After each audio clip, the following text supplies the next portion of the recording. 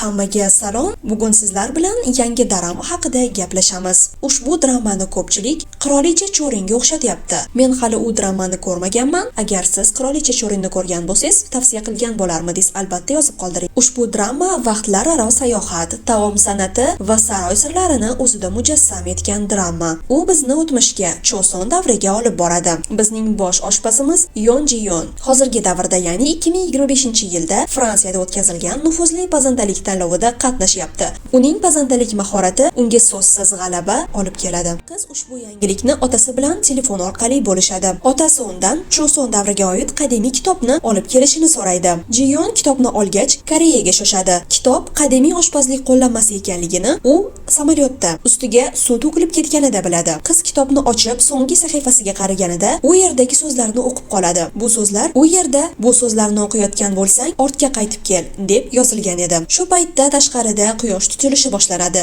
Kitobdan esa g'ayrioddiy nur sochila boshlaydi va Ji-yonni Choson davriga olib keladi. Ji-yon o'rmonning o'rtasida hayvonlar uchun tuzoqqa tushib qoladi. Bu orada qirol Li-hyon o'rmonda ov qilayotgan edi. Ji-yon o'ziga kelgach vahimaga tushadi. Shu payt Li-hyon o'rmonda o'lja quvib yurarkan, tasodifan o'q otadi va bu o'q Ji-yonni to'rdan ozod qiladi va nihoyat zolim o'z oshpazi bilan uchrashadi. Zolimning oshpazi yoxud yoqimli ishtaha zotoriyalari dramasini yoqtirgan bo'lsangiz, undagi vaqt sayohati, romantika va o'ta darajada ishtaha ochuvchi taomlar uyg'unligi bilan siz yolg'iz emassiz.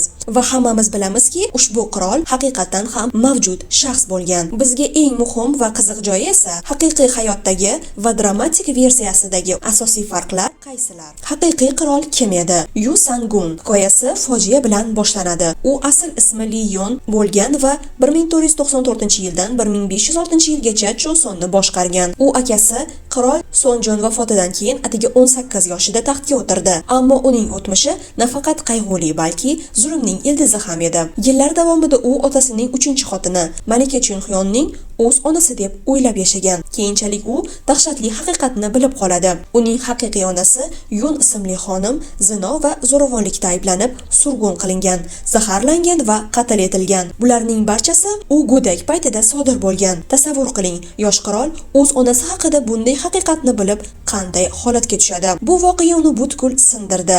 Uning shafqatsizligi, g'azabi va ishonchsizligi uning aynan hozirgi holatiga sabab bo'ldi. Choson sulolasi yilnomalari qirollik tarixchilari tomonidan yozilgan va hozirda UNESCO jahon xotirasi ro'yxatiga kiritilgan rasmiy hujjatlarga ko'ra, Yun Sang-gun hukmronligi tezda zolimlikka aylandi. U boshqacha fikr bildirganlarni shafqatsizlarcha yo'q qildi. Olimlar, amaldorlar, hatto onasining o'limiga aloqador deb gumon qilingan kishilarni ham qatl ettirdi. 1498-yilda u 6-adabiyot tozalash nomli qirg'inni boshlab, 100 dan ortiq odamni, hatto shahzodalarni ham o'ldirdi yoki surgun qildi. O'zini nozik didli oshpaz deb atardi. Hashamatli saroylar qurdirdi va oddiy hamda zodagon ayollarni majburan haramiga olib keldi. U yoqtirmagan kitoblarni, ayniqsa o'z oilasini tanqid qiluvchi tarixiy asarlarni taqiqladi. Hatto Konfutsiy klassikalarini yo'q qilishni buyurdi. U mamlakat boshqaruvini butunlay e'tiborsiz qoldirdi. Korrupsiya avj oldi. Chunki u o'zining shaxsiy adovatlari va ko'ngilxushliklari bilan band edi. Hatto qadimiy musiqa idorasini qayta tikladi. Bu yerda ijrochilar qirolni xursand qilish uchun uyatli sahnalarni ijro etishardi va oxiri kutilganidek bo'ldi. 1506-yilda amaldorlar to'ntarish uyushtirdi. Uni taxtdan ag'darib surgun qilishdi. Bir necha oy o'tmay u surgunda vafot etdi. Yun Sang-gun Choson sulolasining eng yovuz hukmdorlaridan biri edi. Uning atigi 12 yillik hukmdorligi Choson tarixida qora dog' sifatida yodda qolgan. Hatto uning mastlik paytidagi g'azablari ham tarixni yashirmaslik uchun yilnomalarda yozib qoldirilgan. Endi esa yanada qiziqarli qism: tarix va drama farqlari. Netflix dramasining nomi Yoqimli ishtaha zotoriyalari. U 2022-yilda Park Guk-ja tomonidan yozilgan web romani asosida yaratilgan.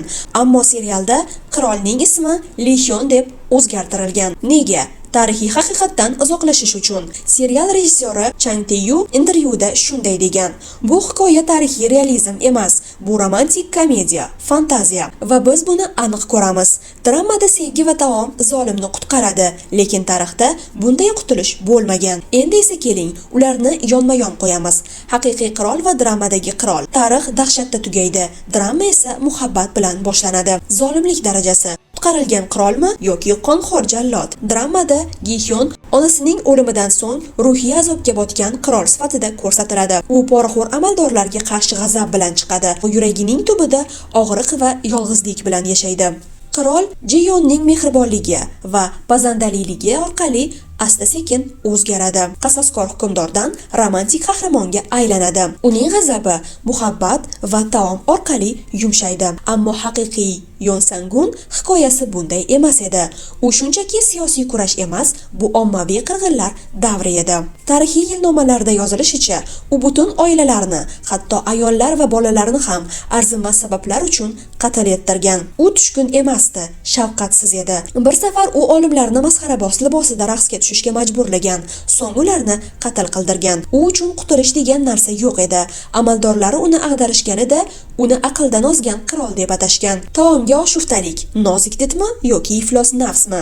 Zolimning oshpazi dramasida Gi-hyunning taomga munosabati samimiy. U injiq, ammo pazandalik orqali insoniyligini ko'rsatadi.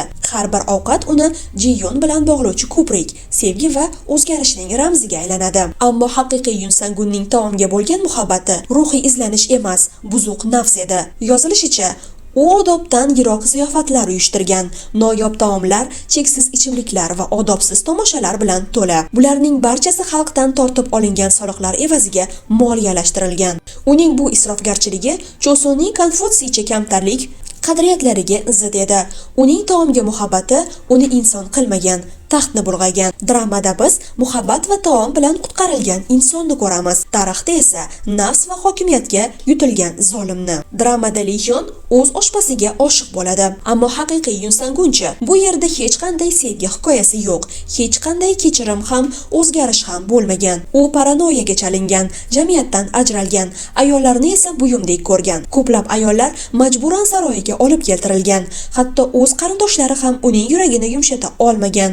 U 30 yoshida surgunda vafot etgan, yolg'iz, sovuq va kechirilmagan holda. Serialda voqealar aniq davrga bog'lanmagan, shunchaki Choson saroyi, intriga va romantika. Bugungacha uning nomi zolimlik ramzi sifatida tilga olinadi. Nega drama rejissyori bularni o'zgartirdi? Javob oddiy. Hech kim yovuz qahramonni sevgi va komediyaga to'la serialda ko'rishni xohlamaydi. Time magazin shunday yozgan edi. Bu serial tarix o'rgatish uchun emas, balki romantik ertakni shohona kiyimlarda so'zlab berish uchun. Zolimning oshpazi aynan shunday qiladi. Yuqorida aytib o'tilganidek, dramada oshpaz qirolni o'z taomlari bilan davolaydi. Ji-yun serialning yuragi va ruhi bo'ldi. Uning atrofida saroy intrigalari aylandi.